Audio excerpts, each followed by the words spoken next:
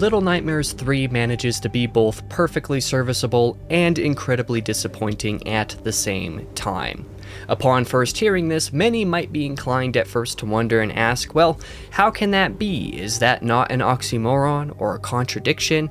To that, I acknowledge that it might indeed sound a little strange to say, however, I happen to be exactly correct. Little Nightmares 3 is perfectly serviceable. It is a fine and functional video game, and it is enjoyable enough to play for what it is and in all the ways that really matter functionally, but it is also incredibly disappointing, because the two games to which this is a sequel are incredible, and they also hold some inherent magical spark to them that makes them very special. I recently replayed Little Nightmares 1 and 2, both following my initial playthroughs of Little Nightmares 3. I remark at how much I still love those two games, in spite of the moments when solutions to certain things seem a little bit obtuse. You know, there are subtle weaknesses to be found in each of those games developed by Tarsier Studios, to be sure, but what they manage to accomplish as broader pieces of art makes up for any of their technical or executional missteps. As many times as I recall those first two Little Nightmares games, I think of how much they engaged my imagination and wonder. After all, Little Nightmares 1 is to this day the only game that caused me to full-scale theorize what the second game would end up being back before it released. It captured me in a way that no other game has ever done before or since, and Little Nightmares 2 captured the exact same spirit. What they lacked, minutely in some places, were made up for in sheer atmosphere in ways that made me forget about their little flaws. Little Nightmares 3 is not so implicitly successful at this, sad to say. Something about the spark of the world and the antagonists and the mysteries within those things is just kind of missing. The gameplay is perfectly fine and also manages to surprise a time or two, and many of the set-piece moments are still exhilarating in their own ways. Little Nightmares 3 is more Little Nightmares, and I certainly wouldn't argue otherwise, but it just felt off.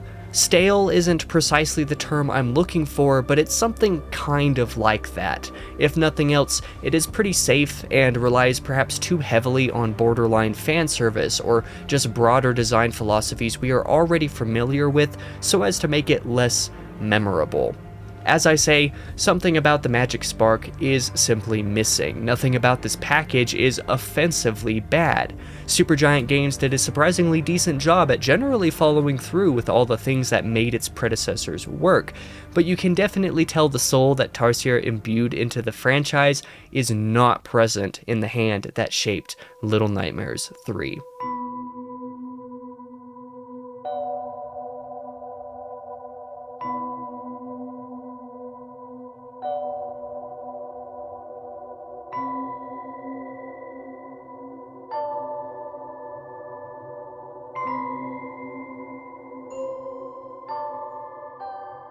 If you're taking in this review, I kind of have to assume you are familiar with Little Nightmares. Basically a side-scroller game where you play as a little guy trying to get out of crazy and dangerous situations involving usually pretty big guys that don't really like you. You experience various different parts of a nightmarish world that make absolutely no sense until you look into the lore, and then by the time you do that, you usually kind of wish you had stayed blissfully ignorant. There are chase sequences, sneaking scenarios, and a whole hell of a lot to unpack and unravel the further you go along. In the case of this third entry, I can at least commend Supergiant Games for bringing to life a world largely reminiscent of its predecessors. Distinct settings and villains are one of the few things that I think are genuinely imaginative about Little Nightmares 3, and I don't want to completely overlook that. Considering that the world building and the environmental storytelling that can be done with it is core to the DNA of this franchise, it was very important that this aspect be done correctly here.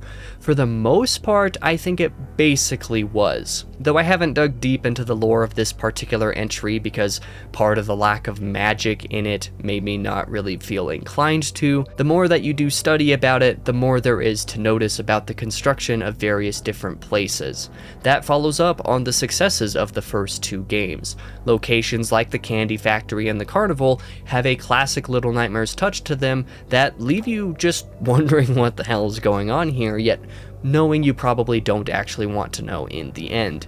The desert necropolis that opens the game is certainly a different kind of artistic palette than we're used to, and the mechanics involved with escaping the Institute are arguably the coolest of the entire franchise, within yet another familiar style of location, but with an interesting twist associated with the antagonist here.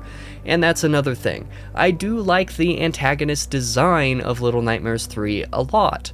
From a giant baby doll thing that calls back to the Medusa eyes from the Maw in the first game, to a creepy spider-esque lady, to a creepy dude with his creepier sentient hand puppet, all the way to whatever the heck this ginormous twisty boy is, there's a lot to love visually here. But most of that is the visual design that I like. I have pretty big criticisms of most of these guys from an actual gameplay perspective.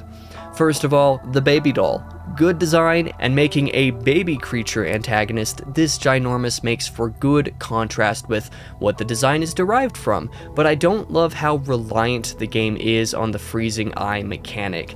Given the design's usage in the Maw in the first game, it makes for a good callback, I guess, but it also doesn't fully make sense. Why does the monster baby have this eye? Why weren't the scenarios where it is utilized more interesting and dynamic? Most importantly, why is a basically split-second mistake and effectively guaranteed death? In the first game, you had a couple seconds or like a foot of spatial leeway to correct your mistake.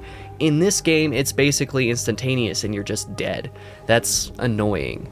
Furthermore, the same kind of problem actually comes to be apparent during many of the tense sequences in the Necropolis as well, that lack of leeway. If you are not rip-raring to go the instant a building collapse sequence, for example, starts going, you will die, no ands, ifs, or buts about it. It's sensitive enough timing that even when you do know, having a half-second delay can spell doom. It doesn't feel great. The first couple games have some sequences like this, but I feel like, the time you had to gauge what was happening and thus be able to react before your restart was much more fair and, again, intuitive. It is never intuitive in Little Nightmares 3.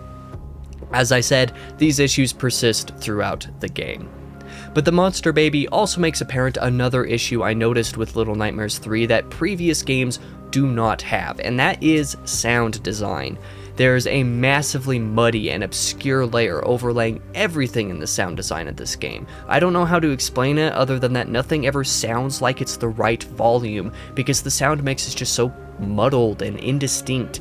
The baby's little noises it makes and the other sounds from the world, like when things are crushed and everything in accordance with this, none of it sounds right. Everything sounds off, like it's muffled over in the next room rather than going directly into my ears through my earbuds. It's really strange. And mind you, I've since replayed the other games and I did not notice anything like that there. Supermassive just really missed the mark on sound design. But anyway, I like the idea of the monster baby, but the overall execution and the other game elements bring the overall first chapter down for me. The supervisor in the Candy Factory is also a really great visual design, but she's underutilized. I feel like you never really get to experience what she's about the way that you do with, say, the teacher from Little Nightmares 2. And furthermore, when the supervisor does finally go into creepy crawly mode, she for some reason is the most inane pursuer in the history of video games. Like, why does she pause so much and behave this way? It doesn't make sense. In her final moments even, it's like she just lets herself get crushed. It doesn't feel organic at all. Nothing about combating her does. Huge miss here. Also, there's an example here of it being impossible to know where you're supposed to hide and getting there without getting caught through trial and error in a particular elevator sequence that really pissed me off. There's simply not enough time to register all of this and execute before it's too late the first time, or even the second time if you make any mistake at all. On the topic of the kin, the old dude and his hand puppet, these feel more properly like something that would come out of an evolution of this franchise. There are good and intuitive sequences that feel properly Little Nightmares-esque here, and I really like them overall, but again, the pacing of things is a problem, like with the baby. Much like that elevator example vis-a-vis the supervisor, there are instances of you just not having enough time to get to the spot the devs want you to get to without having known ahead of time. This feels unfair and like there's no opportunity for clutch escapes. Fortunately, I don't have much bad to say about The Hypnotist, outside of, at this point, the persistent lack of time issue the game has as a general rule. Sequences involving this very interesting antagonist are quite intuitive and definitely the most fun of the game for me. Particularly at the end, when you're fighting him. Somehow you do generally have enough time to do things right without much trial and error with him. Except that if you do fail, the sequence repeats are very long and arduous, which can be tedious if you do make that mistake. I love a lot of these designs from a developmental perspective, but definitely the antagonist portions of the game are where it's most obvious that Supermassive Games are lacking the special sauce that Tarsier Studios had. They did their best, and I commend them, but there's absolutely something missing here.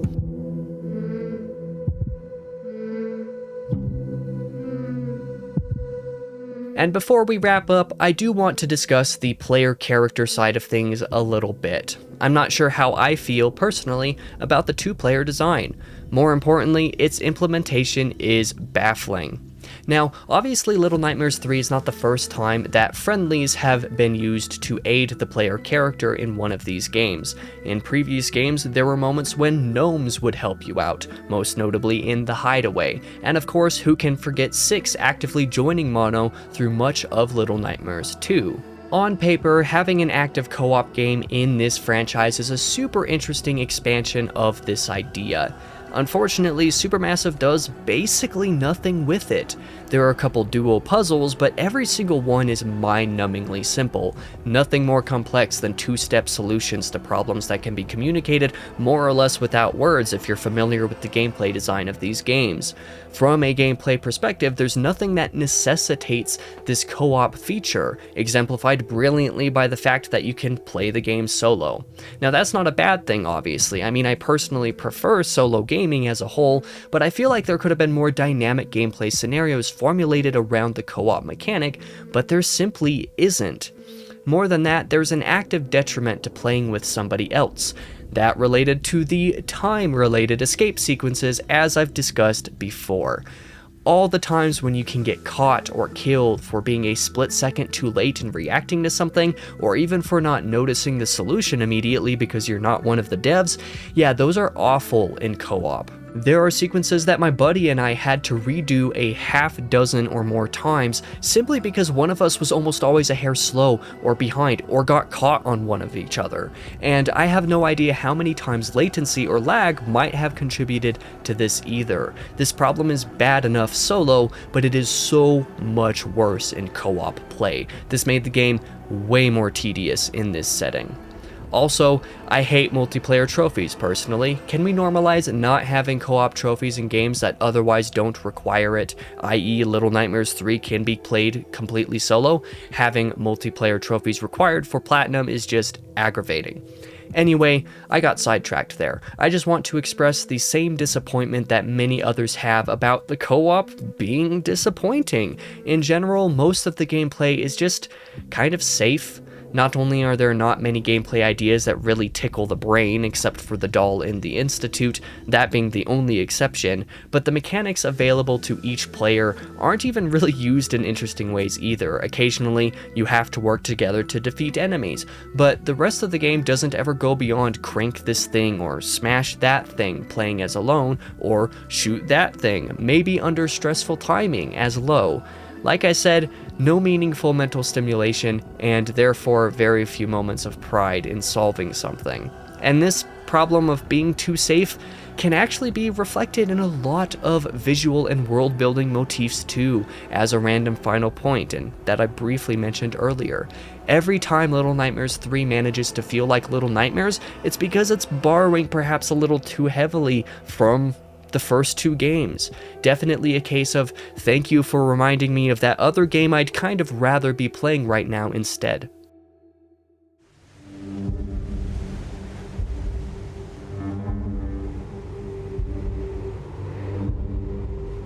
At the end of the day, I wouldn't argue that Little Nightmares 3 is a bad game, because it's not. It's fine. I know I don't sound like it in this review, but it totally works for what it is. It's never something I really hated, but it is way weaker than previous material in the IP. I won't go so far as to say that Supermassive Games dropped the ball with this one, but they are certainly no Tarsier Studios.